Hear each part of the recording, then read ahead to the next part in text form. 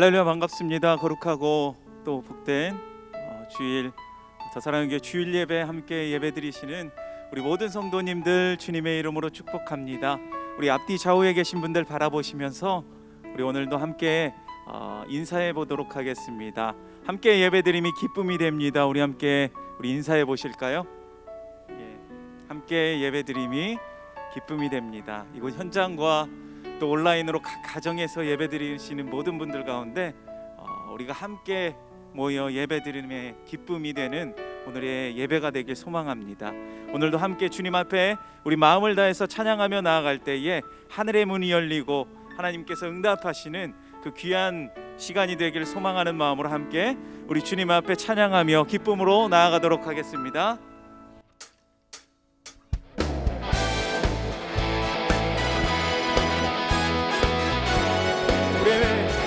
함께 박수치며 주님을 찬양하며 나아갑시다.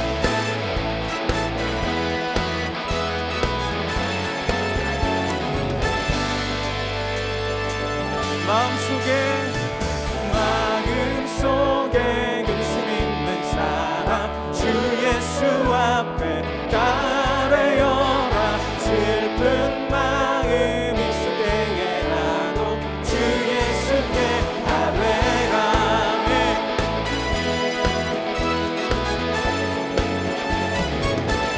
눈물 나며 깊은 한숨 쉴 때 주 예수 앞에 따르여라. 은밀한 죄 내게 있더라도 주 예수께 아뢰라. 주 예수 앞에 따르여라. 주의 친분이 무엇이나 근심하지 말고 주 예수께 아뢰라. 괴로움과 두려움 있을 때 주 예수 앞에 따르여라. 내일 일을 염려하지 말고 주 예수께 주 예수 앞에 따르여라. 주의 친근이 무엇이나 근심하지 말고 주 예수께 한 번 더 주 예수 앞에 따르여라. 주의 친근이 무엇이나 근심하지 말고 주 예수께 아뢰라.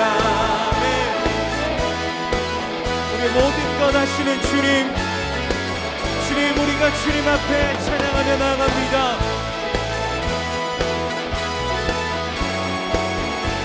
우리 함께 고백합시다. 염려하지 말고 기도와 간구로 감사함으로. 염려하지 말고 기도와 간구로 감사함을. 염려하지 말고 기도와 간구로 감사함으로. 염려하지 말고 기도와 간구로 감사함으로. 주 예수 앞에 따르여라.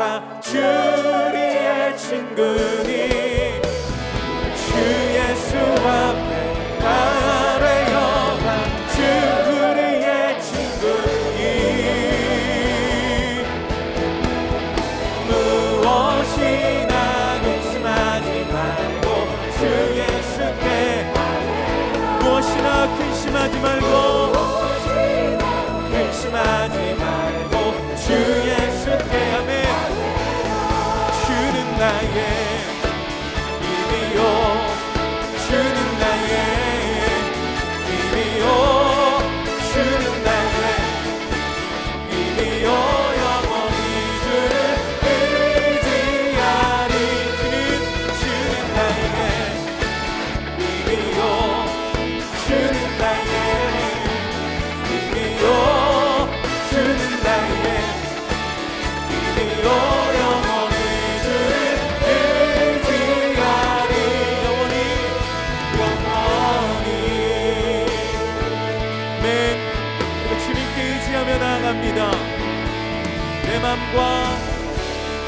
맘과 힘은 믿을 수 없네. 오직 한 가지 진리를 믿네. 주는 나의 힘이요, 주는 나의 힘이요, 주는 나의 힘이요, 영원히 주를 의지하리. 주는 나의 힘, 힘이요, 주는 나의 힘이요, 주는 나의 힘이요, 영원히 주를 의지하리. 의지하리, 의지하리, 주를 의지하리. 영원히. 할렐루야. 우리 소망 되신 주님께 경배의 박수 드립니다. 아멘.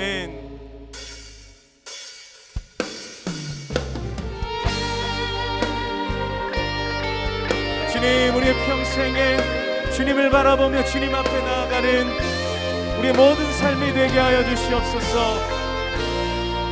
이 험한 세상, 이 험한 세상, 나 살아갈 동안 내 주님 가신 길 걸으며 내 주님께 기도해.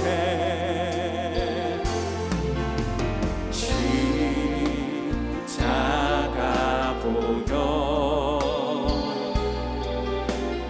날 구한 내 사랑, 나 매일 기도를 드려도 늘 부족한 것뿐이니 나 호흡 있는 동안에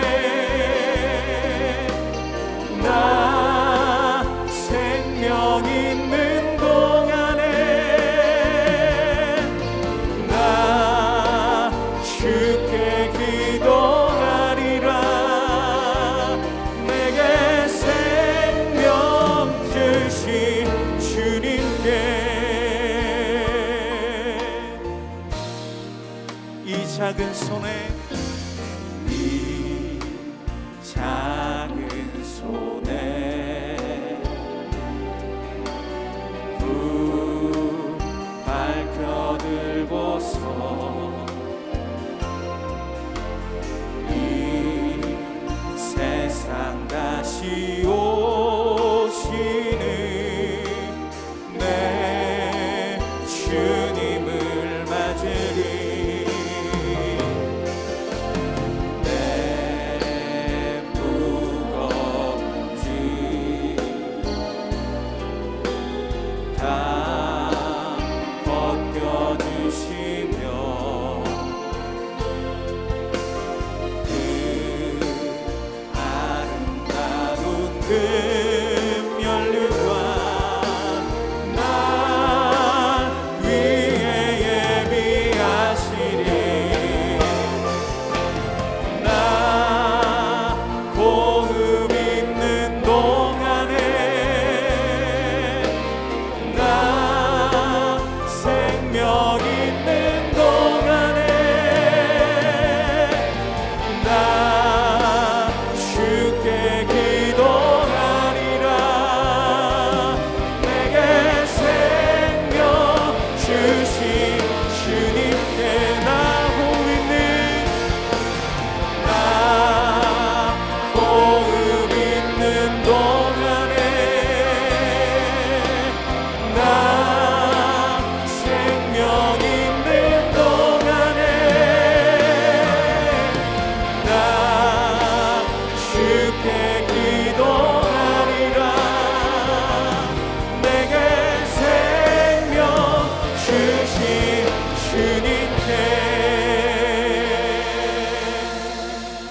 자리에서 일어나셔서 찬양하심으로 주일 예배를 하나님께 드리겠습니다.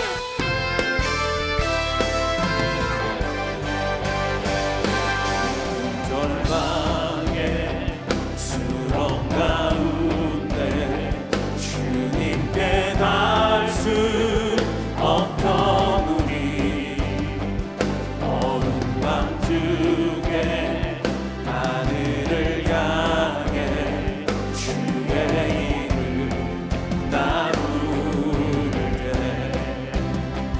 어둠을 뚫고 오신 그 사랑 나의 절망 거두셨네. 주님의 공로 다 이루셨네.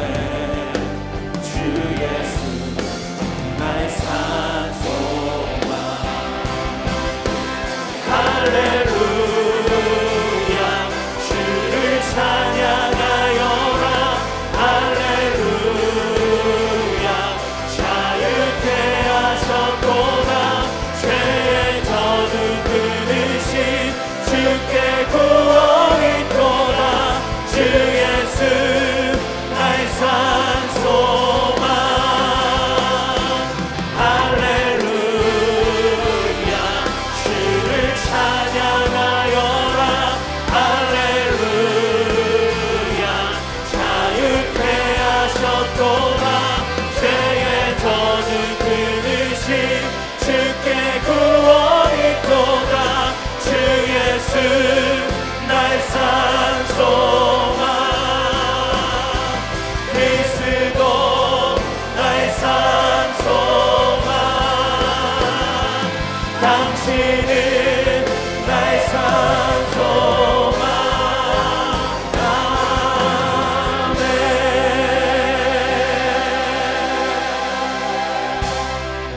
너희는 이전 일을 기억하지 말며 옛날 일을 생각하지 말라. 보라 내가 새 일을 행하리니 이제 나타낼 것이라. 너희가 그것을 알지 못하겠느냐. 반드시 내가 광야의 물을 사막의 강들을 내어 내 백성 내가 택한 자에게 마시게 할 것임이라. 이 백성은 내가 나를 위하여 지었나니 나를 찬송하게 하려 함이니라. 하나님은 영이시니 예배하는 자가 영과 진리로 예배할지니라. 아멘. 사랑하는 성도 여러분, 하나님이 기뻐하시는 예배는 상한 마음과 통회하는 심령이라고 하셨습니다.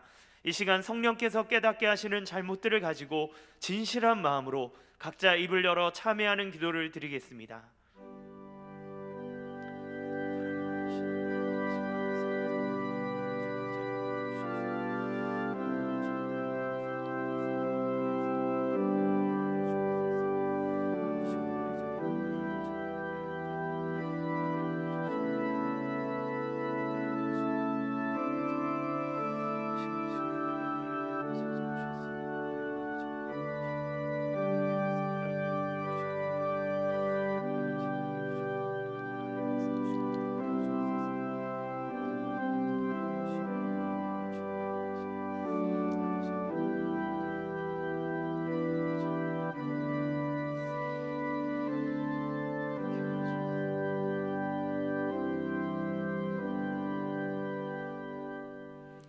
만일 우리가 우리 죄를 자백하면 그는 미쁘시고 의로우사 우리 죄를 사하시며 우리를 모든 불의에서 깨끗하게 하실 것이요. 사랑의 주님, 이 놀라운 용서의 은총을 허락하신 것을 감사합니다. 이제는 우리가 법 아래 있지 아니하고 은혜 아래 있기 때문에 더 이상 죄가 우리를 주관치 못하는 줄 믿습니다. 이 시간 우리를 다시 한번 성령으로 강건케 하시고 충만케 하여 주옵소서. 예수님의 이름으로 기도합니다. 아멘. 모두 자리에 앉으셔서 찬송가 9장 하늘에 가득 찬 영광의 하나님 함께 찬양 드리겠습니다.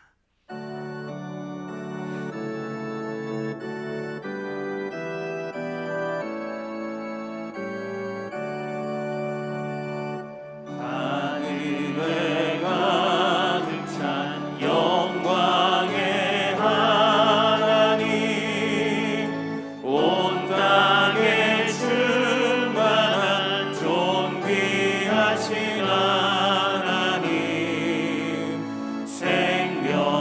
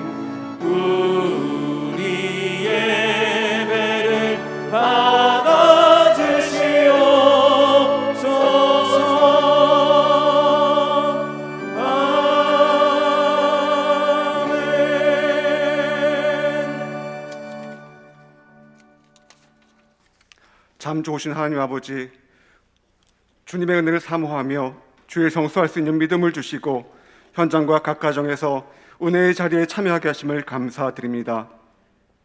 이 시간 저희 마음의 문을 열고 온전히 주님께 찬양과 경배를 드리오니 하늘의 위로와 은혜를 맛보며 성령의 기름 부으심을 풍성히 경험하는 저희 되게 도와주시옵소서.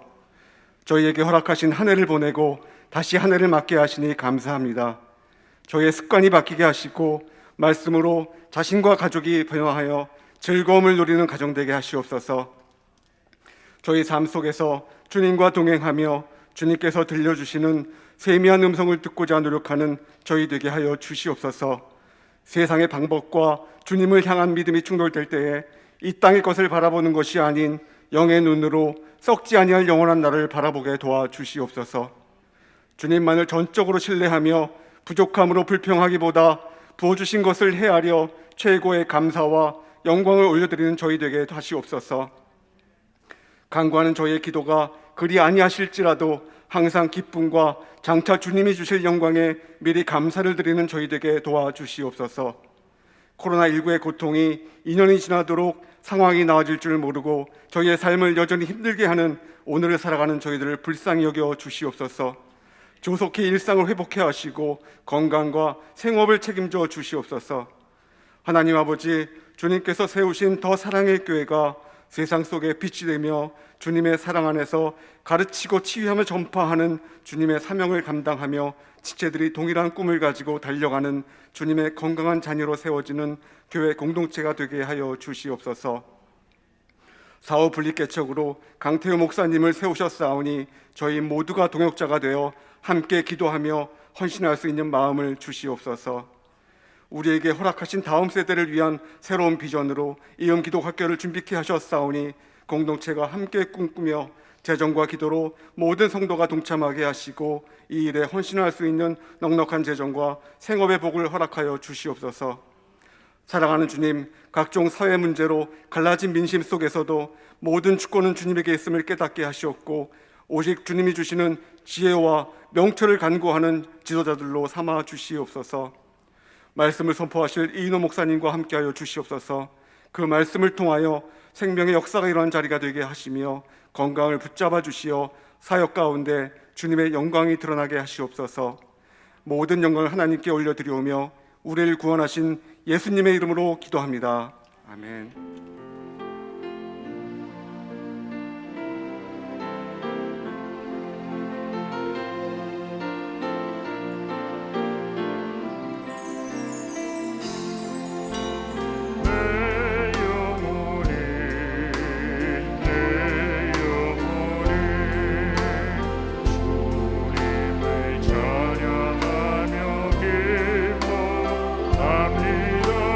내 영혼이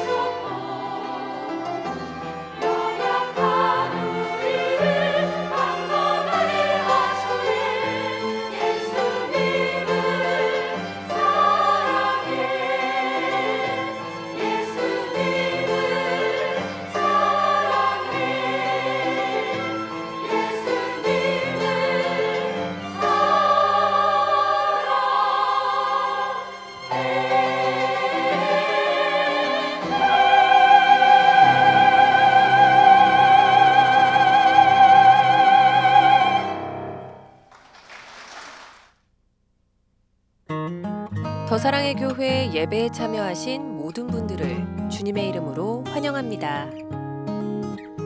새로 오신 분은 예배가 끝난 직후 3층 새가족실에 오셔서 등록해 주시면 감사하겠습니다. 온라인으로 새가족 등록을 하실 수 있습니다. 교회 홈페이지 메뉴 중 온라인 새가족 등록 안내를 클릭하신 후 설문지를 작성하시면 가등록이 됩니다.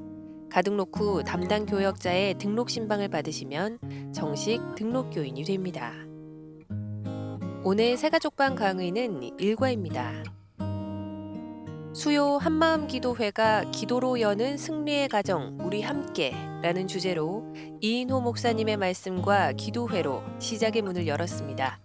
특별히 자녀들과 함께 나와 기도하는 귀한 자리입니다. 6주간 계속되는 기도회에 자녀들과 함께 적극적인 참여를 부탁드립니다. 내수동 교회에서 진행하는 2022 신년 특별 새벽 기도회 강사로 이인호 목사님이 수요일과 목요일 초청되어 기도에 관한 주제로 말씀을 전해주셨습니다. 말씀을 통해 많은 성도님들이 기도에 대한 열정과 소망을 다시 깨닫는 귀한 시간이었습니다. 방역 지침에 따라 본당 3층과 4층은 백신 접종 완료자 좌석으로 방역 기준보다 낮은 50%인 500석으로 제한합니다. 본당 5층 및 부속실은 접종 유무 관계없이 수용 인원 30%인 150석으로 운영합니다. 주일 현장 예배는 사전 예약 없이 참석할 수 있습니다. 2021년 결산 및 2022년 예산 보고를 위한 재직회가 다음 주일 오후 4시에 있습니다. 이번 재직회는 현장 및 온라인으로 진행합니다. 오늘 드리는 비전 헌금은 한평 헌금과 분립 개척을 위해 함께 드립니다. 다음 세대와 지역사회 섬김, 그리고 4호 분립 개척을 위한 사역에 성도님들의 많은 참여를 바랍니다. 신년 금요 비전 기도회가 1월 21일부터 4주 동안 매주 금요일 저녁 8시에 현장과 온라인으로 진행됩니다. 자세한 내용은 주보 5면을 참조해 주시기 바랍니다. 제6기 기도사역학교가 1월 24일 월요일부터 28일까지 5일간 진행됩니다. 지원 자격은 2022년 다락방 순장 및 로뎀 순장, 기도사역학교 및 중보기도학교 수료자입니다. 2022년 제자훈련, 사역훈련생 및 상반기 성장반 훈련생을 모집합니다. 주보 광고 5번과 6번에 있는 지원 자격을 확인하시고 훈련 지원서를 제출해 주시기 바랍니다. 주일 2부와 3부 예배 셔틀버스 노선 시간표를 안내해 드립니다. 주보 6면을 참고하셔서 많은 이용 바랍니다. 2022년 대신방, 북카페, 이음카페, 데코팀 봉사자 모집, 제4호 분립개척 기도모임 안내, 총회 신앙도서 독후감대회, 이음 기독학교 채용 공고 및 필독서 기증, 교우 동정은 주보를 참조해 주시기 바랍니다. 할렐루야. 현장과 온라인으로 예배 자리에 나오신 모든 성도님들을 주님의 이름으로 환영하고 축복합니다. 우리 좌우에 있는 분들과 또 가정에서는 가족들과 함께 인사하겠습니다. 사랑합니다. 축복합니다. 사랑합니다. 축복합니다. 예, 감사합니다. 오늘 주일 예배에 처음 오신 분들을 기쁨으로 환영합니다. 등록을 하시거나 등록에 대한 안내를 받기 원하시는 분들은 예배가 끝나고 난 후 3층 새가족 등록실에 오시면 필요한 도움과 안내를 받으실 수 있습니다. 가정을 바꾸는 시간 20분 가정 예배 영상이 매일 홈페이지를 통해 올려지고 있습니다. 자녀와 함께 예배하며 가정을 교회로 세워가시기를 바랍니다. 아직 온라인 예배를 출석하지 않으신 성도님께서는 지금 영상 하단에 있는 예배 출석 체크를 클릭하셔서 출석을 체크해 주시기를 부탁드립니다. 기도사역학교와 제자훈련 모집을 비롯한 기타 광고는 주보를 참고해 주시기 바랍니다. 오늘 우리에게 주신 하나님의 말씀은 룻기 1장 1절부터 5절까지 말씀입니다. 구약성경 룻기 1장 1절에서 5절까지 말씀입니다. 화면을 보시고 제가 한 절 여러분 한 절 교독하도록 하겠습니다. 사사들이 치리하던 때에 그 땅에 흉년이 드니라. 유다 베들레헴의 한 사람이 그의 아내와 두 아들을 데리고 모압 지방에 가서 거류하였는데 그 사람의 이름은 엘리멜렉이요 그의 아내의 이름은 나오미요 그의 두 아들의 이름은 말론과 기뇽이니 유다 베들레헴 에브랏 사람들이더라. 그들이 모압 지방에 들어가서 거기 살더니 나오미의 남편 엘리멜렉이 죽고 나오미와 그의 두 아들이 남았으며 그들은 모압 여자 중에서 그들의 아내를 맞이하였는데 하나의 이름은 오르바요 하나의 이름은 루시더라. 그들이 거기에 거주한 지 10년쯤에 다 같이 말론과 기럨 두 사람이 다 죽고 그 여인은 두 아들과 남편의 뒤에 남았더라. 아멘. 이인우 목사님 나오셔서 말씀 전해 주시겠습니다.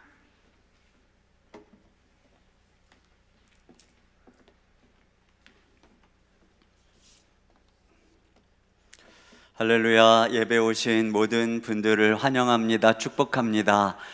오늘 예배 가운데 주님이 우리에게 큰 은혜로 함께 하시고 예비하신 은혜를 베풀어 주실 줄 믿습니다.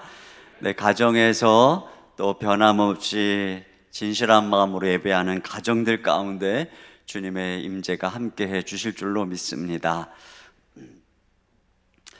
주보 사면을 보시면 거기 청년부 연합수련회와 또 미래준비팀 겨울 캠프 광고가 실려 있습니다. 우리 청년들과 또 우리 다음 세대들 이 겨울에 또 수련회 캠프로 또 신앙훈련 하는데 우리 자녀들도 많이 보내주시고 또 참여할 수 있도록 부모님들이 도와주시면 좋겠고요. 그 다음 페이지에 보면은 신년 금요 비전 기도회 또 전면 광고가 실려 있고 우리 강사님들도 있습니다. 이번 강사님들은 특별히 또 우리 청년들의 게임 중독 이런 부분에서 어떻게 주님 앞에 나아갈 수 있는가 하는 말씀도 나누고 또 각각의 아주 특색이 있는 강사님들을 통해서 우리가 부르짖으며 기도하는 시간을 가지려고 합니다. 그 다음 페이지에 보면은 좀 아까 광고 드린 대로 셔틀버스 노선표가 있으니까 자세히 보시고 이용해 주시고 또 그 다음 페이지 칠면에 보면은 간증이 또 실려 있습니다. 우리 그 워킹맘으로 일하는 한 여집사님의 간증이에요. 5살 아이를 키우면서 그 와중에 또 제자 훈련하면서 이 아이와 현장 예배 드리면서 또 아이를 믿음으로 양육하게 애쓰고 분투하는 모습이 너무 잘 기록되어 있어서 참 읽으면서 너무 귀하다 이런 생각을 했어요.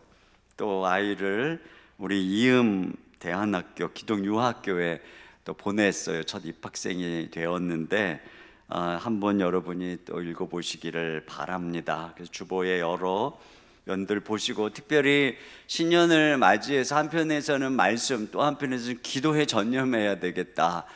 그래서 기도학교, 기도사역학교도 중보기도학교를 수료하신 분들 중에서 그리고 또 특별히 이번에는 우리 모든 순장님들이 우리가 같이 다시 재무장에서 온 성도가 153 기도를 해야 되기 때문에 우리가 한 주간 동안 또 기도사역학교를 진행하는 것도 기억을 해주세요. 우리 수요일마다 진행되는 기도회에 우리 자녀를 위해서 기도하고 또 자녀와 함께 기도하는 그런 시간을 위해서 제가 지난주에 포문을 열었지만 이번 주에 한 번 더 또 같이 좀 기도하는 시간을 갖고 싶어서 제가 하겠다고 했어요. 우리 한번 현장에 나와서 부르짖는 그런 시간 되었으면 좋겠습니다.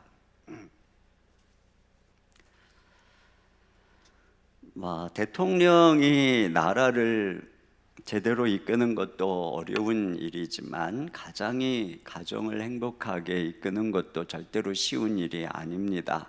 오늘 룻기서는 한 가장의 잘못된 결정으로 온 가족이 비극에 빠지는 사건으로 시작을 합니다. 그들이 사는 땅에 흉년이 들자 아내와 두 아들을 데리고 이 가장이 이주를 결심합니다. 나름 흉년의 때에 자신의 가족을 살리고자 힘든 결단을 내린 것인데 결과는 뭐냐면 거기서 그 자신이 죽고 두 아들이 죽는 불행으로 이어진 것입니다. 우리도 가정에 흉년이 닥쳐오면 가장으로서 어떻게 가족을 책임져야 되나, 어떻게 자녀들을 양육해야 되나, 무엇을 해야 되나 고민이 깊어지고 잠을 이루지 못하게 됩니다. 과연 어떻게 해야 우리는 가정을 행복하게 이끌어갈 수 있을까? 이 흉년의 때에 말이죠. 오늘 이 한 가정의 실패, 이 한 가장의 실패를 통해서 우리가 몇 가지 교훈을 배울 수 있습니다. 첫째는 가정에 닥친 고난을 말씀으로 해석할 줄 알아야 한다는 것입니다. 오늘 이 한 가장의 실패는 해석의 실패인 것입니다. 그는 이 흉년의 때에 아무것도 안 하고 있으면 우리 가족이 굶어 죽을 거야, 망할 거야, 이렇게 생각을 하고 떠난 것이죠. 그런데 결과적으로 보면은 떠난 그의 가정은 망했고 그 땅에 남아있는 자들은 잘 살고 있는 것을 보게 됩니다. 그러니까 그는 주어진 문제를 잘못 해석한 것이죠. 하나님께서는 당신의 백성을 망하라고 흉년을 주는 게 아닙니다. 하나님은 우리가 감당할 시험밖에는 허락하지 않으십니다. 그리고 감당하지 못할 것 같으면 피할 길을 주시는 분이 하나님이십니다. 그렇기 때문에 중요한 것은 문제 속에서 우리가 하나님의 뜻을 살피는 것이죠. 여러분, 문제 속에서 우리가 어떻게 하나님의 뜻을 살필 수 있을까요? 그것이 바로 지난주에 말씀드렸던 것처럼 말씀을 묵상함으로써 하는 것입니다. 말씀을 묵상한다는 것은 그 말씀 속에 내 삶을 비춰본다는 것입니다. 그러므로 우리가 고난 속에서 하나님의 말씀을 묵상할 때 우리 주님께서 여기서 무엇을 뜻하고 있는지 발견하게 되는 것이죠. 말씀이 그 고난의 의미를 해석해주고 내 삶을 해석해주는 것이며, 문제가 해석이 되면은 더 이상 그것은 문제가 아닌 것입니다. 여기 보면은 1절에 같이 한번 1절 다시 봅니다. 시작. 사사들이 치리하던 때에 그 땅에 흉년이 드니라. 네, 그 땅에 흉년이 들었다 이렇게 얘기하죠. 그 땅은 가나안 땅을 말하는 것입니다. 근데 성경은 이 땅에 대해서 뭐라고 얘기하냐면 신명기 11장 12절입니다. 시작. 내 하나님 여호와께서 돌보아 주시는 땅이라. 연초부터 연말까지 내 하나님 여호와의 눈이 항상 그 위에 있느니라. 네, 그 땅의 특징은 하나님이 돌보아 주시는 땅이다라고 얘기합니다. 연초부터 연말까지 여호와의 눈이 항상 주목하고 살피시는 땅이라고 하는 것입니다. 그래서 6절에도 보면은요, 시작. 그 여인이 모압 지방에서 여호와께서 자기 백성을 돌보시사 그들에게 양식을 주셨다 함을 듣고. 그렇습니다. 여기 보니까 그 땅 여호와께서 자기 백성을 돌보셨다 이렇게 말하죠. 그러니까는 이 땅의 의미는 어떤 성격을 갖고 있느냐, 하나님이 돌보시는 땅이라고 하는 것입니다. 여러분, 이 땅, 이 가나안 땅은 그리스도 안에서 우리가 들어온 위치를 상징해 주는 것입니다. 여러분, 예수님 안에서 우리 가정이 얻은 은혜가 뭐냐? 하나님이 돌보시는 가정이 되었다고 하는 것입니다. 아파트에 많은 세대가 살지요. 그런데 그 중에 예수님을 믿고 하나님의 자녀가 된 가정은 연초부터 연말까지 항상 주님이 주목해서 살피시는, 보살피시는 바로 그러한 가정이라고 하는 것입니다. 이것이 바로 그 땅의 의미이고 이것이 예수 믿는 가정의 의미인 것입니다. 그런데 왜 그 땅에 흉년이 온 걸까요? 왜 하나님께서 돌보시는 그 땅에 흉년이 왔을까요? 하나님이 주무시는 것일까요? 하나님이 나를 미워하시는 것일까요? 하나님은 안 계신 것일까요? 자, 이거 여기서 바로 항상 하나님의 말씀을 통해 해석을 해야 되는 것입니다. 자, 오늘 그 이유를 추측하게 하는 것이 1절에 암시되어 있어요. 그 흉년이 든 때가 사사들이 치리하던 때다 이렇게 되어 있습니다. 이때가 언제냐? 사사시대입니다. 근데 이 사사시대의 특성을 바로 이 앞절이죠. 룻기 시작하기 전절, 사사기 마지막 절이 이렇게 되어 있어요. 21장 25절 시작. 그때에 이스라엘에 왕이 없으므로 사람이 각기 자기의 소견에 옳은 대로 행하였더라.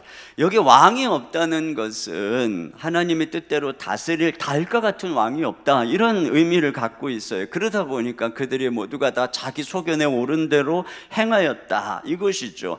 그러니까 각자 자기가 왕이 돼서 자기 뜻대로 행했다라고 하는 것입니다. 여기에 바로 흉년의 원인이 있습니다.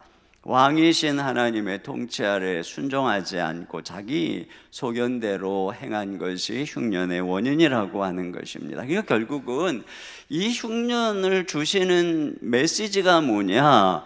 왕이신 하나님의 통치 아래로 돌아오라. 바로 그런 메시지인 것이지요. 그런데 이 엘리멜렉은 잘못된 선택을 합니다.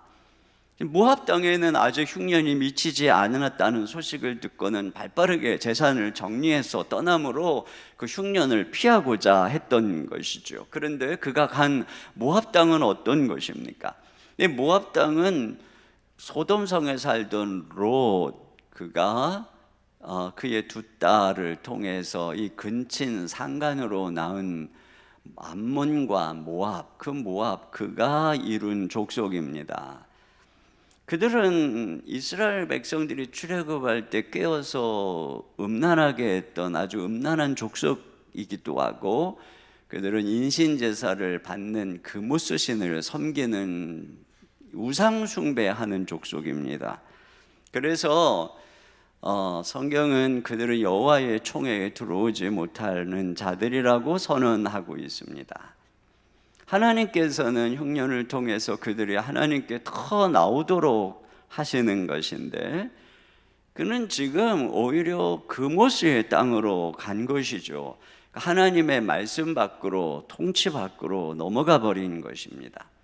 그래서 오늘 그 결과가 엘리멜렉이 죽었다 이렇게 말하고 있어요. 또 그 아들들이 죽었다, 악수를 뒀다 그 말이죠.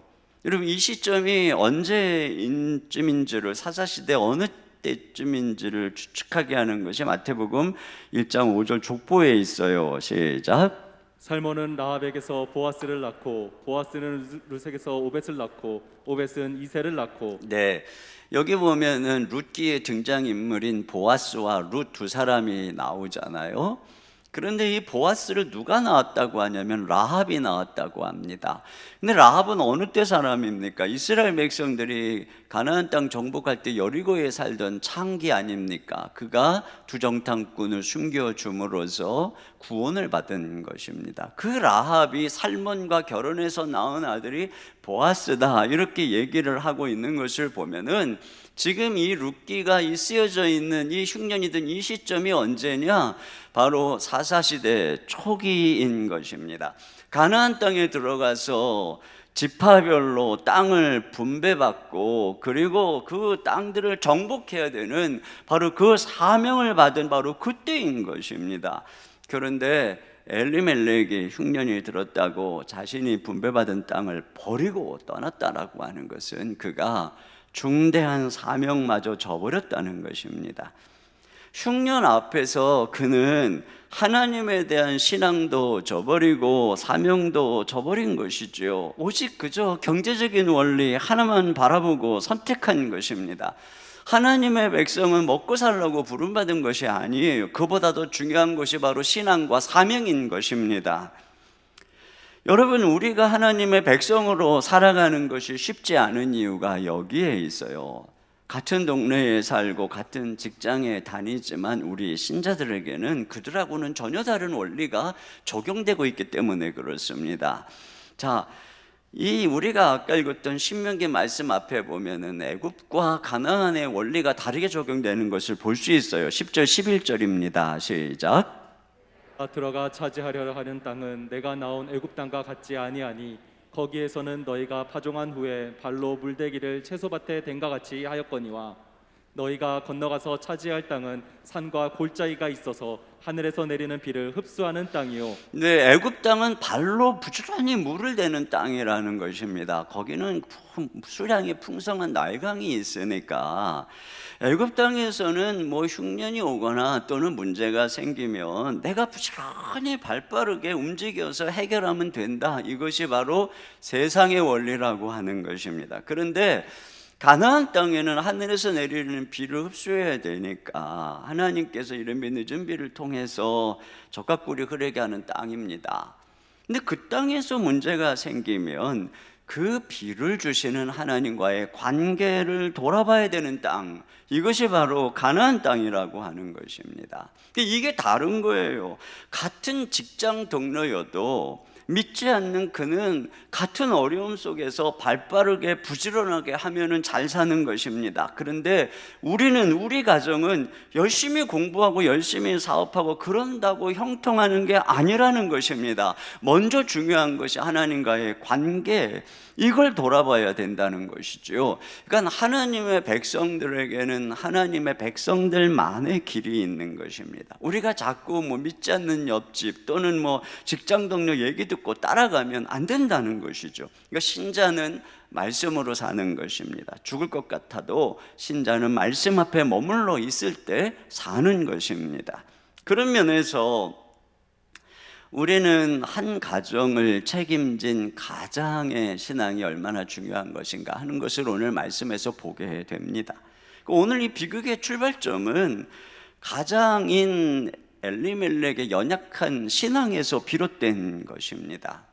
종종 남편들은 세상 속에서 늘 일하고 경제활동하고 경쟁하면서 살다 보니까 예수 믿는 아내나 자녀들이 보면 참 답답해 보이고 세상 물정 몰라 보이고 자기가 선택하는 게 옳고 똑똑하다고 생각하는 경향이 있어요. 정작 자신은 기도하지 않으면서 아내는 가서 열심히 기도하라고 기도를 또 미루는 경향이 있어요. 근데 이것이 오늘 엘리멜렉의 모습이 아니었겠습니까? 그의 이름의 의미는 하나님은 나의 왕이시라, 이런 뜻입니다. 그런데 이 엘리멜렉은 무늬만 엘리멜렉이에요. 실제로는 그 하나님 앞에 무릎 꿇을 줄 모르고 자기가 왕이 돼서 자기 속에 오른 대로 행하다가 결국은 이 가정을 구렁텅이로 몰아넣은 것입니다. 그러니까 엘리멜렉은 가장들의 진짜 이름이어야 하는 것이에요. 하나님은 나의 왕이시오. 이렇게 가장들이 하나님 앞에 무릎을 꿇을 때 비로소 하나님이 그 가정의 왕이 되시는 것입니다. 그래서 그 가정을 돌보기 시작하고 흉년 속에서도 살아가야 될 길, 걸어갈 길을 하나님이 가르쳐 주시는 거예요. 두 번째로, 부부가 영적으로 침체할 때는 중요한 결정을 해서는 안 된다는 것입니다. 우리가 믿음이 침체하고 영적으로 다운되었을 때에는 하나님의 뜻을 분별하기가 어렵습니다. 그때 우리가 중대한 결정을 하게 되면은 실수를 하기 마련입니다. 오늘 본문은 엘리멜렉과 나오미가 이런 그릇된 결정을 하게 될 때 그들이 참 영적으로 침체되었다라고 하는 것을 우리에게 보여줍니다. 2절을 보면은 그 가족들의 이름이 나열되어 있어요. 2절입니다. 시작. 그 사람의 이름은 엘리멜렉이요 그의 아내의 이름은 나오미요 그의 두 아들의 이름은 말론과 기늉이니. 네, 사실 지금 좋지도 않은 일에 이 비극을 만난 이 가정들의 이름을 낱낱이 밝히는 이유가 있습니다. 우리나라도 이름에는 다 의미가 있는 것처럼 이들의 이름도 전부 의미를 담고 있습니다. 엘리멜렉은 하나님은 나의 왕이시라는 의미고 나오미는 기쁨이라고 하는 의미입니다. 그런데 우리가 주목해야 되는 것은 두 아들의 이름의 의미인데요, 말로는 병들었다라고 하는 의미이고 기료는 수척해졌다, 쇠약해졌다라고 하는 의미인 것입니다. 여러분, 아무리 자녀가 병약하고 쇠약하다 할지라도 이름을 이렇게 짓는 경우는 없어요. 그렇기 때문에 이 이름 속에는 무엇인가 메시지를 담고 있는 것이죠. 자녀는 부모의 신앙을 비추는 거울이라고 합니다. 뒤에 보면은 나오미가 다 망해서 돌아왔을 때 나를 더 이상 나오미가 아니라 말하라 부르라 이렇게 말하는 것처럼 이 말론과 기료는 이름을 통해서 그 부모의 신앙 상태를 암시해주고 있음을 알 수가 있어요. 그러니까 이 아들들의 상태를 통해서 정작 이 부모의 신앙이 병들고 쇠약해져 가고 있는 상태였음을 우리에게 암시해주고 있는 것입니다. 여러분, 이들이 흉년 때문에 잘못된 결정을 한 게 아니에요. 그들이 영적으로 병들고 쇠약해져 있었기 때문에 잘못된 결정을 하는 것입니다. 우리는 나에게 이런 어려움이 왔으니 이런 선택을 할 수밖에 없다고 말합니다. 어떤 선택을 할 때 그럴 수밖에 없는 육체적인, 경제적인, 사회적인 이유를 말합니다. 그러나 사실 우리의 선택은 근본적으로 언제나 영적인 이유를 가지고 있는 것입니다. 그리고 하나님께서 중시하시는 것은 그 영적인 이유인 것입니다. 그리고 하나님께서는 우리의 결정을 바로 그것을 보고 판단하시는 것이에요. 예를 들어서 흉년의 때에 잠시 가나안을 떠나는 것이 항상 나쁜 것은 아닙니다. 수넴 여인은 흉년이 예고되었을 때 엘리사에 의해서 블레셋에 가서 7년 동안 떠나 있으라 이렇게 말한 바가 있습니다. 이삭도 흉년의 때에 그랄 땅으로 가도록 하나님이 그에게 지시하셨습니다. 그리고 거기 가서 풍작을 이루고 거부가 된 것을 보게 됩니다. 또 과거 다윗은 사울에게 쫓길 때에 모압 왕에게 부모를 부탁하고 또 그 요새에 잠시 몸을 숨기기도 했습니다. 여러분, 우리가 이 세상을 살아가면서 과연 어디가 모압이고 어디가 베들레헴입니까? 오늘 그리스도 안에서 그것을 구별하는 것은 우리가 어디를 가고 무엇을 하느냐가 아니에요. 우리의 영적인 상태가 무엇이냐는 것입니다. 그때에 내가 왕이었느냐, 하나님이 왕이었느냐, 바로 이것입니다. 그러므로 여러분, 우리가 신앙이 충만하다면 무엇이든지 할 수 있는 것입니다. 너희가 먹든지 마시든지 무엇을 하든지 하나님의 영광을 위해서 하라. 우리가 주님의 영광을 위해서 한다면 뭘 해도 괜찮다는 것입니다. 우리가 어디를 가든지 주님이 함께 가시면 되는 거지, 뭐 어디로 이사 가면은 안 되고 어디로 가면 안 되고 그런 것은 없는 것입니다. 이것이 신약 시대의 원리인 것입니다. 중요한 것은 무엇이겠습니까? 여전히 주님을 사랑하는가? 그분께 순종하고 있는가? 그분이 왕이신가? 그분이 나의 기쁨인가? 하는 것입니다. 그렇다면 여러분은 무엇이든지 할 수 있습니다. 그 어디든지 주의 땅이며 여러분은 그 어디에서든지 순종하고 있는 것이기 때문에 그래요. 우리가 누구냐? 이게 중요한 것입니다. 하지만 신앙이 병들고 쇠약해져 있다면, 그래서 믿음으로 행하는 것이 아니라면 같은 행동이지만 완전히 의미가 달라지는 것입니다. 오늘 엘리멜렉은 영적으로 후퇴하고 있는 것이잖아요. 말씀을 벗어나고 있는 것이죠. 하나님과 사명으로부터 도피하고 있는 것입니다. 이러한 선택은 큰 어려움을 낳는 것입니다. 여기 영적인 그의 태보가 주는 불행이 나오죠. 여기 보면 그들이 모압 지방에 들어가서 거기 살더니 이렇게 되어 있어요. 근데 여기 거기 살더니라고 하는 단어를 옛날 개역 성경은 우거하다라고 번역을 했어요.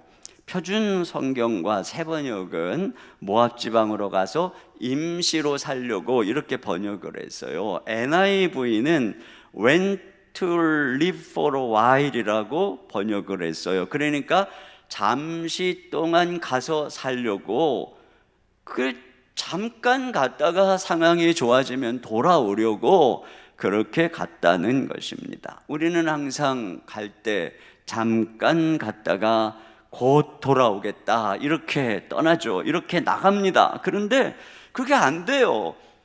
그들은 무려 10년 동안 거기 머무는 것을 보게 되고, 그 10년 동안 무슨 일이 일어났습니까? 3절입니다. 시작. 나오미의 남편 엘리멜렉이 죽고 나오미와 그의 두 아들이 남았으며, 금방 돌아올 거라고 생각했는데 결국 이 엘리멜렉은 이방 땅에서 죽어요. 거기 묻힙니다. 영원히 돌아오지 못해요. 그리고 남은 나오미와 두 아들, 하나님께서 돌아오시라는 사인인가 보다 하고 돌아왔어야 되는데 어떻게 했다고 합니까? 4절 상반절 시작. 그들은 모압 여자 중에서 그들의 아내를 맞이하였는데, 네, 두 아들이 모압 여인들과 결혼을 했다 이렇게 되어 있어요. 근데 여기 그들을 아내로 맞이했다라고 하는 이 단어 나사라고 하는 이 히브리 단어를 제가 어떤 자료를 보니까 이 단어가 이 에스라 느헤미야 시대에 이스라엘 백성들이 이방 여인들과 결혼한 것을 이 부정적으로 표현할 때 사용한 단어라고 하는 것입니다. 정작 오늘 이 룻기 안에서는 룻과 보아스가 결혼할 때는 라카우라고 하는 단어를 사용한다라고 하는 거예요. 그러니까 지금 이 성경이 그들의 결혼을 부정적으로 보고 있다라고 하는 거죠. 이들이 정상적인 신앙이었다면은 정작 결혼을 해야 되는 이때에 이 두 아들을 유대 땅으로 베들레헴으로 보냈어야 된다는 거죠. 거기서 신부감을 찾았어야 된다는 것입니다. 이것이야말로 그들이 돌아가야 될 이유가 되는 것입니다. 그런데 거기서 이방 여인들과 결혼을 했어요. 시켰습니다. 그러고서 10년의 세월이 지난 거예요. 여러분, 그 10년의 세월 동안은 행복하게 살았을까? 그들의 이름을 보건대 그 10년 동안 점점 병들고 쇠약해졌다, 이걸 유추할 수가 있는 것이죠. 그럴 때 병이 들고 쇠약해질 때 돌아오라고 하는 사인이 아니었을까요? 결국 그러나 그들은 돌아오지 못하고 거기서 죽습니다. 5절입니다. 시작.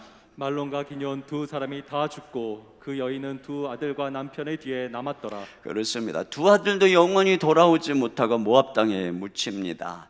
잠깐 간다고 갔는데 10년의 세월이 흘렀고 남편과 두 아들은 영원히 돌아오지 못했어요. 이것은 영적인 사망을 상징하는 것입니다.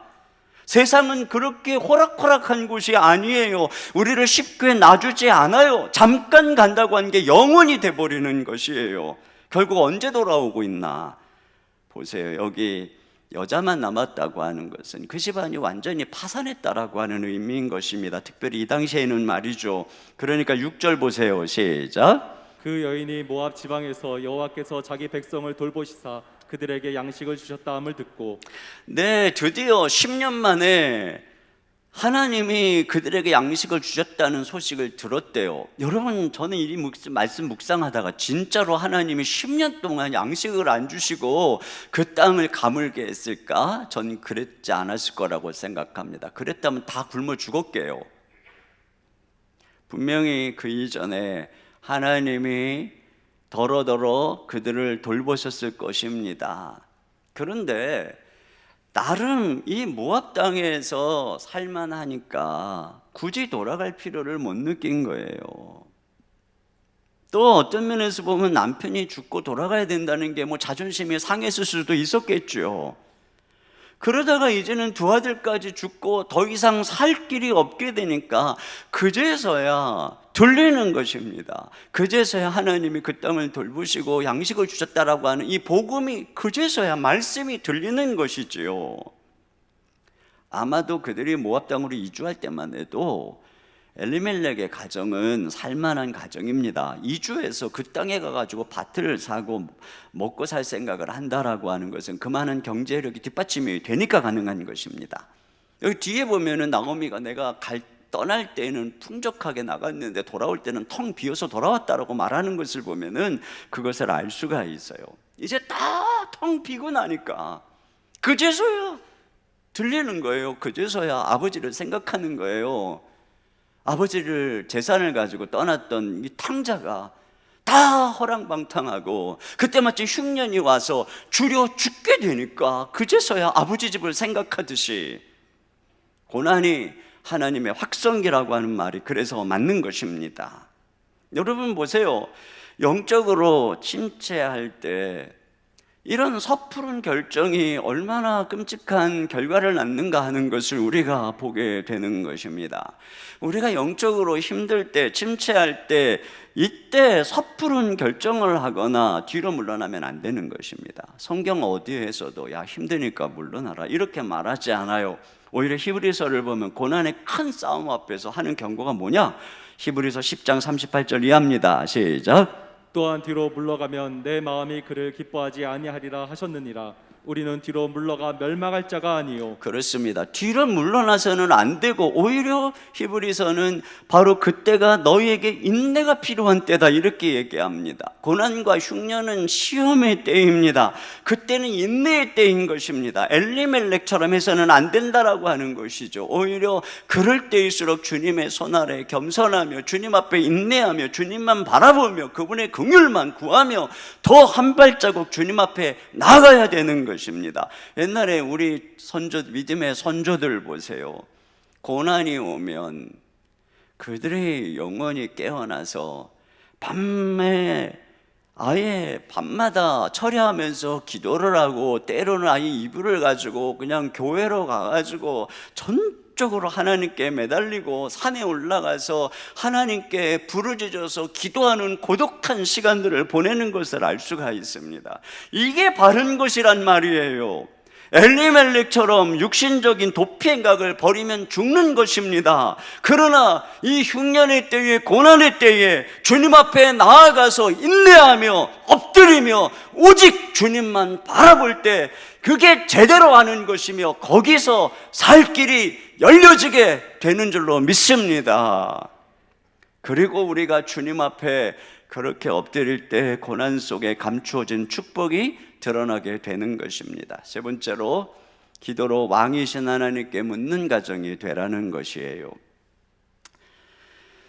오늘 이 엘리멜렉의 가정의 비극은 왕이신 하나님을 떠난 인생의 비극을 보여주는 것입니다. 왕이 없는 가정의 비극을 보여주는 것입니다. 그런데 이 룻기서의 소망이 뭔가요? 하나님께서 이 가정을, 이 나오미의 집을 긍휼히 여겨서 룻과 그의 며느리 룻과 보아스를 통해서 이 가정에 아들을 주시는데 그가 바로 다윗의 조상이고 메시아의 조상이 되는 아들을 주시는 것입니다.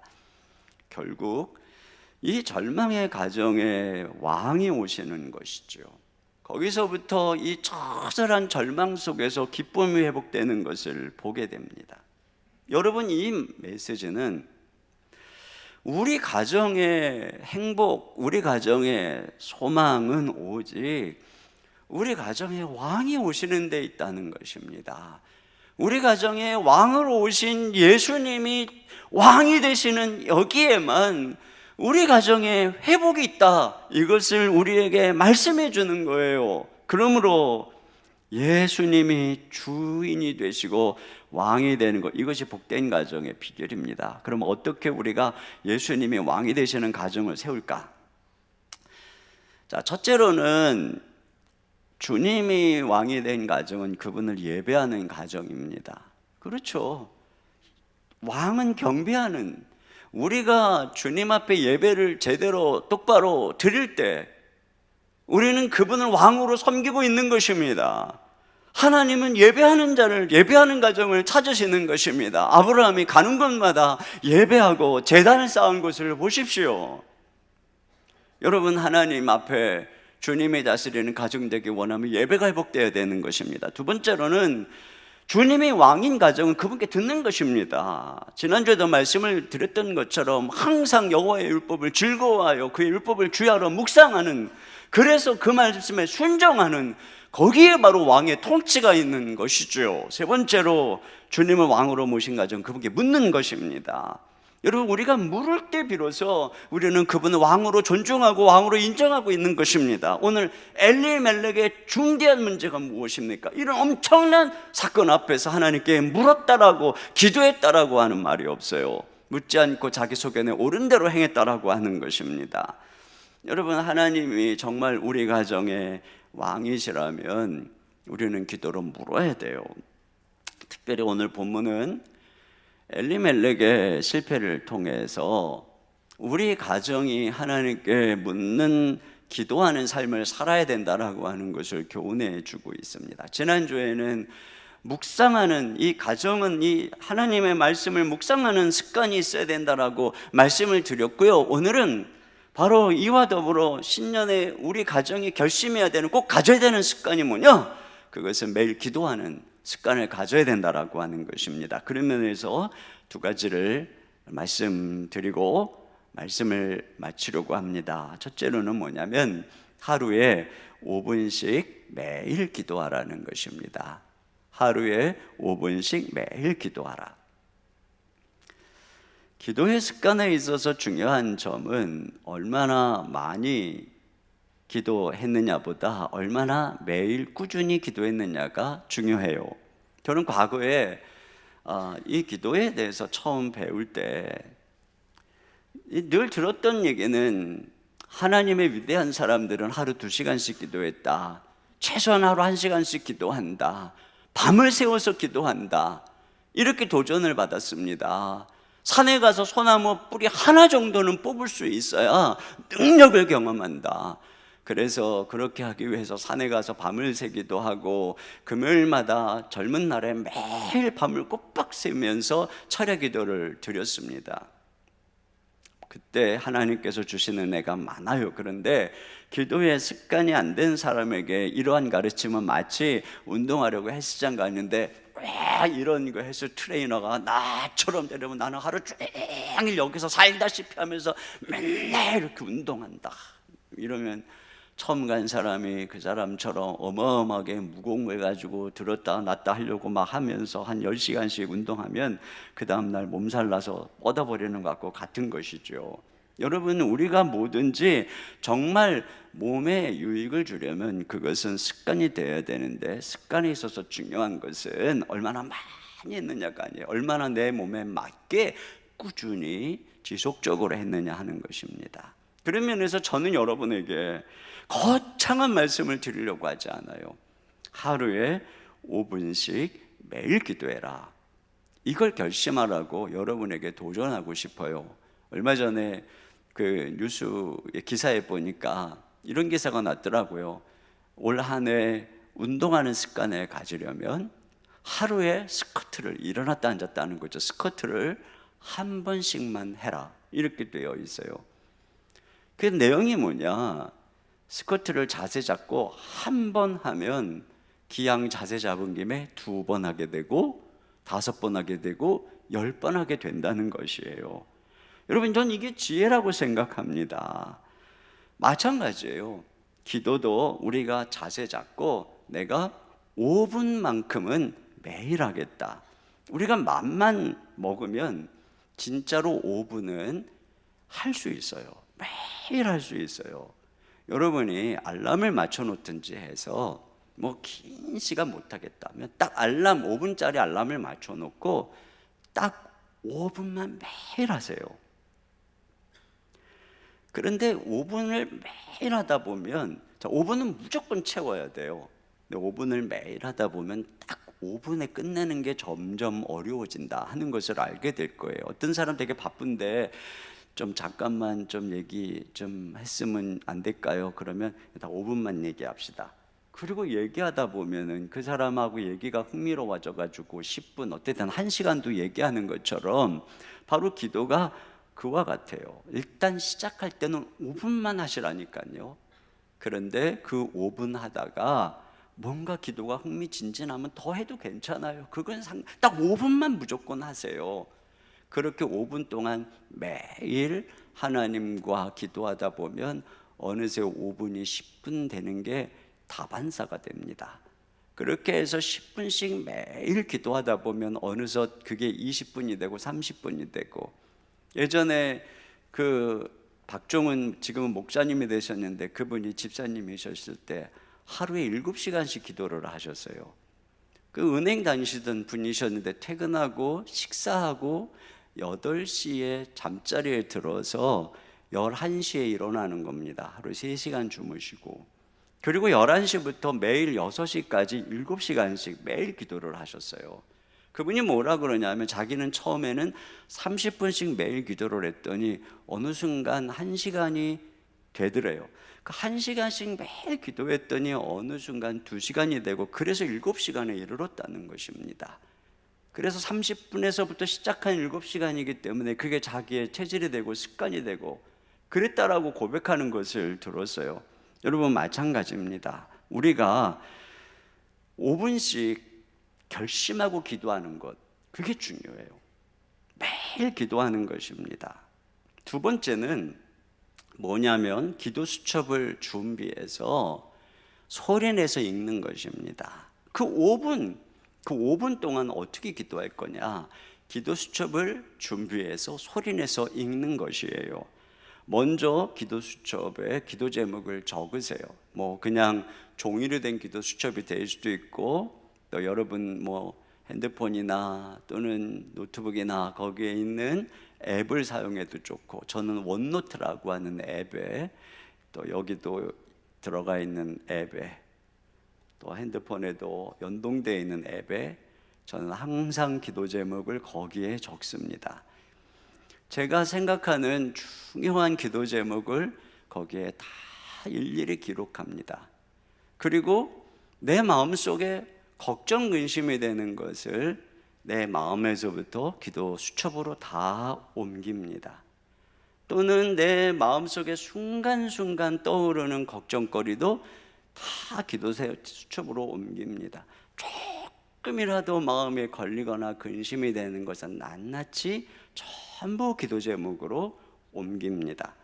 그리고 두 번째로는 그것을 주님께 기도함으로 염려를 주님께 다 맡깁니다. 베드로전서 5장 7절입니다. 시작. 너희 염려를 다 주께 맡기라. 이는 그가 너희를 돌보심이라. 네, 우리가 주님께 염려를 맡기면 주님이 돌보신다고 했으니까, 저는 제가 염려하는 것들 또 바라는 것들을 다 주님께 기도함으로 아뢰입니다. 그때 저는 어떻게 하냐면 기도 수첩에 제가 적어놓은 기도 제목들을 제 목소리로 또박또박 읽는 것입니다. 5분 동안 또박또박 읽는 것입니다. 물론 저는 그 5분을 항상 넘지만 그걸 다 읽으려면 많은 시간이 저에게 필요하죠. 저는 또박또박 하나님께 제 음성으로 기도합니다. 시편 77편 1절입니다. 시작. 내가 내 음성으로 하나님께 부르짖으리니 내 음성으로 하나님께 부르짖으면 내게 귀를 기울이시리로다. 네, 저는 이 말씀을 마음속에 신뢰하고 내 음성으로 하나님께 기도하면, 부르짖으면 하나님이 들으신다. 그래서 저는 목소리를 지으신 하나님께 제 목소리로 기도를 드립니다. 성경은 우리가 마음으로 믿어 의에 이르고 입으로 시인하여 구원에 이른다고 하셨습니다. 마음으로 믿는 게 중요합니다.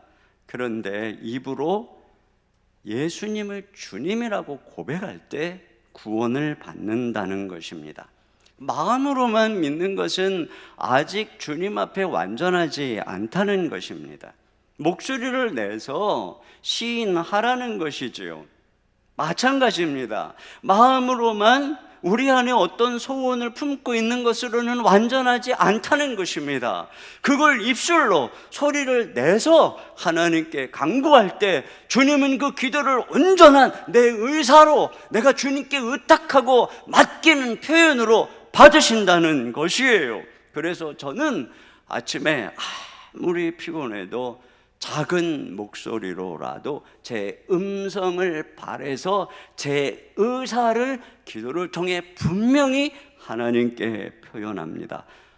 제가 적어놓은 기도 제목을 가지고 또박또박 제 목소리로 저의 모든 염려, 근심을 아뢰입니다.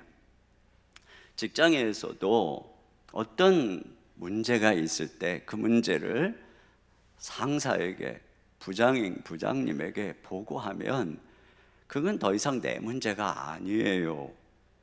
부장님이 김대리 이게 왜 이런가? 그랬을 때 부장님 제가 아침에 말씀드렸잖아요. 그러면 그건 부장님의 몫이 되는 것입니다. 그런데 제가 생각은 했는데 말씀드리는 걸 깜빡했네요. 그러면 그것은 내 문제가 되는 것입니다.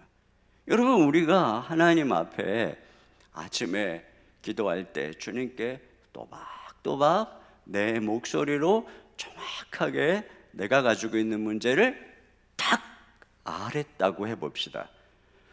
그리고 하루를 살아가는데 스멀스멀 그 문제가 내 마음속에 걱정 근심으로 찾아옵니다. 그때 우리는 이렇게 생각할 수 있어요. 아, 이 문제 내가 아침에 분명히 하나님께 아뢰었어. 그러니까 하나님이 맡으셨고 하나님이 돌보실 거야. 내가 걱정할 필요가 없어. 그리고 나는 오늘 하루 걱정하지 않고 집중해서 살아가는 것입니다. 그런데 아침에 내가 마음에는 뭐 그런 그 걱정에 대한 뭐 이런 여러 가지 외침이 있었지만 정작 입술로 정확하게 기도하지 않았으면 내 마음속에 이것을 아버지께 맡겼다는 확신이 없기 때문에 계속 걱정이 내 마음을 사로잡게 되어 있어요. 그러면 나는 그 걱정에 사로잡혀서 오늘 하루가 마비되는 것을 경험하게 되는 것입니다. 여러분 한번 스스로를 돌아보세요. 이 마음으로 어떤 문제가 있을 때 얼마나 우리가 속으로 기도하고 외칩니까? 속으로 말이에요. 그러나 정작 여러분이 주님 앞에 무릎을 꿇고 목소리를 내어서 기도하기 전까지는 내가 기도했다는 생각이 안 들지 않습니까? 때때로 물론 침묵기도, 때때로 우리가 주님 앞에 마음으로 드리는 기도가 필요합니다. 그러나 먼저 우리는 일상적으로 우리의 목소리로 주님 앞에 우리의 모든 문제를 아뢰는 것, 그분이 정말 살아계시고 우리의 모든 상황을 보고 계신다면 기도는 어려운 게 아니에요. 기도 제목을 정확하게, 그리고 그것을 내 목소리로, 그리고 하루에 딱 5분씩 시간을 정해놓고 매일 기도하세요. 그때 하나님께서는 그렇게 주님께 매일매일 기도하는 습관을 가지고 모든 문제를 아뢰고 묻고 의지하고 요청하는 그 가정에 하나님이 되시는 것입니다. 그 가정에 하나님이 되시는 것입니다. 그래서 하나님이 자기 백성을 돌보시는 것입니다. 하나님이 그 가정의 걸음을 흉년의 때에 인도해 주시는 것입니다. 2022년 다른 게 없어요. 하나님 앞에 예배하고 하나님의 말씀 앞에 철저히 무릎 꿇고 묵상하고 듣고, 그리고 매일매일 하나님 앞에 기도하십시오. 그러면 하나님이 우리 가정의 왕이 되어 이 어려운 때 선한 걸음으로 형통하게 인도해 주실 줄로 믿습니다. 아멘. 우리 시간에 같이 찬양 드리겠습니다. 이 시간에 함께 드릴 찬양은, 악보를 다 누가 치웠네. 우리 이 시간 함께 드릴 찬양은 고통의 멍에 벗으려고, 우리 이 찬양 같이 드리도록 하겠습니다.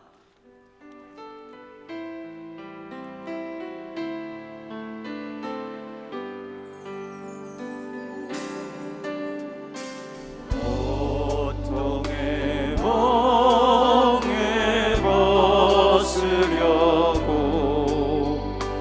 예수께로 나갑니다. 자유와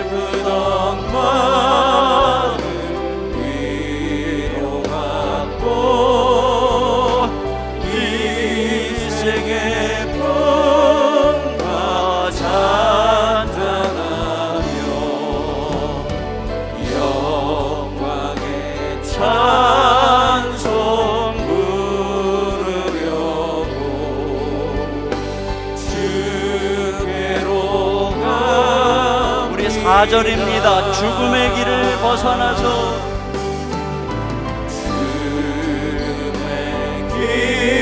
길을 벗어나서 예수께로 나갑니다. 영원한 집을 바라보고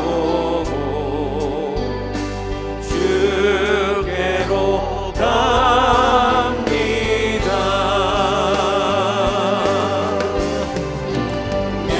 멸망의 폭에 헤어나와 평화의 나라 다가서 영광의 주를 배우려고 주께로 갑니다. 우리 이 시간에 함께 기도 제목을 읽고 같이 기도하도록 하겠습니다. 첫째, 우리 가정의 가장을 믿음으로 굳건히 세우시고 온 가족이 묵상을 통해 고난 속에서 주의 뜻을 깨닫게 하소서. 두 번째, 하나님이 나의 왕이심을 인정하며 겸손하게 인내함으로 영적 태보자가 아니라 주님 앞에 나아가는 삶이 되게 하소서. 세 번째, 가정의 소망이 왕 대신 주님께 있음을 신뢰하며 주님을 예배하고 주님께 묻고 듣는 가정이 되게 하소서. 네 번째, 우리 가정의 기도의 습관이 자리 잡게 하소서. 가정 모두가 매일 5분씩 기도하며 모든 염려를 주께 맡기며 소리내어 기도하는 가정이 되게 하소서. 우리 같이 한 목소리로 주님 앞에 기도합니다. 하나님 아버지, 참으로 감사합니다. 오늘 귀한 말씀을 통해서 주님, 우리 가정의 소망이 오직 우리 주 예수님이 우리 왕이 되시는 것, 주님께서 우리 가정을 통치하시는 것, 이것만이 우리의 진정한 소망인 것을 기대하고 바라봅니다. 아버지 하나님, 먼저 가정의 가정들에게 은혜를 더해주시고 믿음을 더하여 주옵소서. 아버지 하나님, 온 가정의 말씀을 묵상하며 고난 속에서 하나님의 뜻을 생각하며 하나님 앞에 나아갈 수 있도록 인도하여 주시기를 원합니다.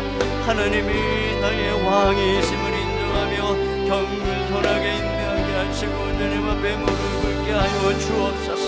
그리하여 주님께 나아갈 때 주님이 우리를 긍휼히 여겨주시고 아버지 하나님의 어려울 때에 하나님 우리를 안식일에 껴주실 줄 믿습니다. 아버지 하나님, 우리 가정에 온전히 주님이 왕이 되셔야 하기에 아버지 하나님 앞에 예배하는 가정 되기를 원합니다. 예배가 복되게 하여 주옵소서. 주님, 날마다 말씀을 통하여 주님께 듣게 하시고 기도를 통하여 주님께 묻는 가정이 되어지기를 원합니다. 매일매일 오후 시간 하나님 앞에 하루도 빼지 아니하고 주님께 기도하되 우리의 목소리로 하나님 앞에 아뢰며 나아갈 때 아버지 하나님, 우리 가정의 왕이 되시고 우리 가정의 인도자가 되셔서 우리 가정을 돌보아주시고 하나님의 선한 길로 인도해 주실 줄 믿습니다. 아버지 하나님, 성도들의 가정을 살펴주시고 주님의 돌보심과 통치가 함께하여 주시옵소서. 주님 앞에 나아갑니다. 주님을 우리 가정의 왕으로 초대합니다. 주님, 내가 왕이 아니라 주님 앞에 무릎 꿇고 하나님이 왕이 되시기를 소원합니다. 주님의 음성을 들으며 주님께 물으며 걸어가기를 원합니다. 하나님 아버지, 우리 가정을 보살펴 주시옵소서. 주님께서 살펴 주시옵소서. 주님이 고통의 때에 우리가 어떻게 해야 되는지 주님이 가르쳐 주시옵소서. 우리의 가는 걸음을 주님이 인도하여 주시옵소서. 아버지 하나님이 고난의 뒤에 감추어 주신 하나님의 놀라운 축복으로 우리 사랑하는 가정 위에 임하여 주시옵소서. 이 한 해에는 온전히 우리 주 예수님만이 우리 가정의 왕이 되는 귀한 한 해가 될 수 있도록 인도하여 주시옵소서. 이 시간 주님 앞에 귀한 예물을 올려드립니다. 하나님의 은혜에 감사하며 주님이 주신 것이기에 주님의 것을 구별하여 주님께 드리며 주님 귀한 예물을 올려드립니다. 하나님 아버지, 이 예물을 통하여 주님이 영광받아 주시옵소서. 아버지, 이음센터를 통해 다음 세대가 살아나고 지역사회가 속에서 빛되기 위하여 또 귀한 예물을 구별하여 드립니다. 또한 분리개척을 위해서 드리는 손길들 있습니다. 우리 하나님이 모든 사역들 하나님이 축복해 주시되 우리 사랑하는 성도들 귀한 사명 맡겨 주셨사오니 생업에 넉넉히 채워주시고 그 모든 손으로 행하는 일에 범사에 복을 주셔서 귀한 사명 감당하기에 부족함이 없도록 복의 통로로 사용하여 주시옵소서.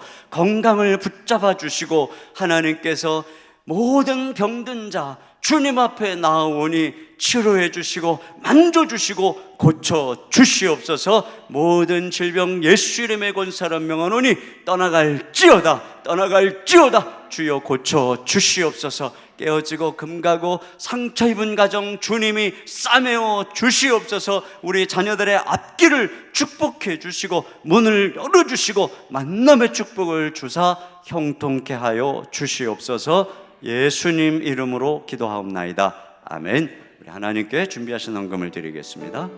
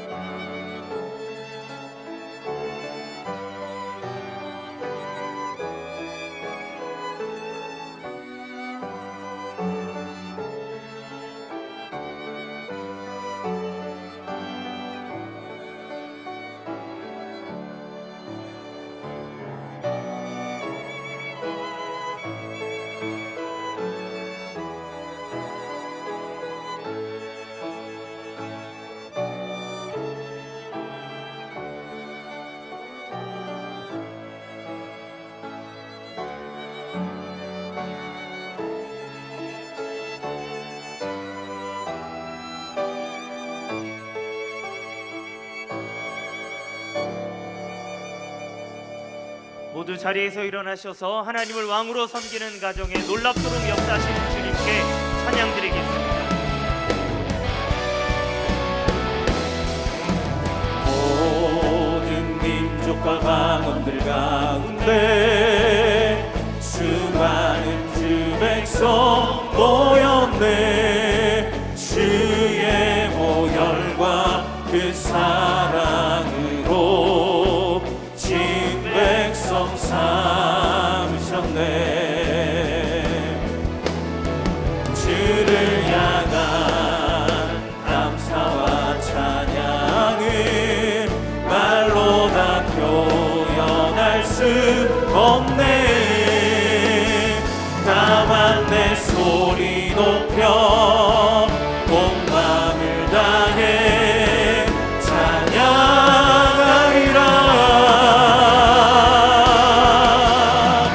할렐루야 할렐루야 할렐루야 어린 양 할렐루야 할렐루야 주의 보혈 덮을 사랑 모든 족속 모든 방언 모든 백성 열방이 모든 영광 모든 존귀 모든 찬양 듣게 드리네. 모든 찬양 듣게 드리네.